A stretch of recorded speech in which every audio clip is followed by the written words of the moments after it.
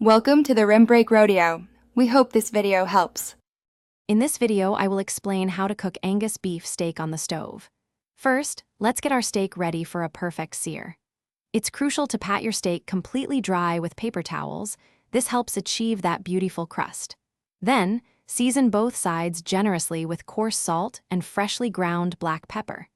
Let it rest at room temperature for about 30 minutes before cooking, which promotes even cooking throughout the steak. Now, let's talk about getting that incredible sear. Place a heavy-bottomed skillet, ideally cast iron, over medium-high heat until it's smoking slightly. Add about 1 tablespoon of a high smoke point oil, like avocado or grapeseed oil, to the hot pan. Carefully place your seasoned steak in the skillet and sear it for 2 to 3 minutes on each side, creating a rich, deep brown crust. After searing, reduce the heat to medium-low. Add 2 tablespoons of unsalted butter, a few cloves of crushed garlic, and some fresh herbs like rosemary or thyme to the pan. Tilt the pan and continuously baste the steak with the melted butter mixture for 1 to 3 minutes.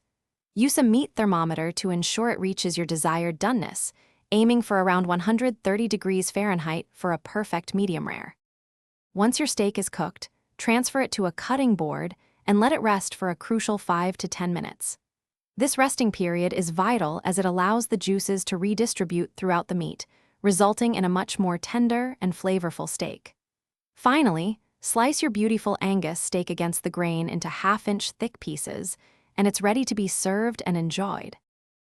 Thanks for watching. Consider subscribing if we helped you.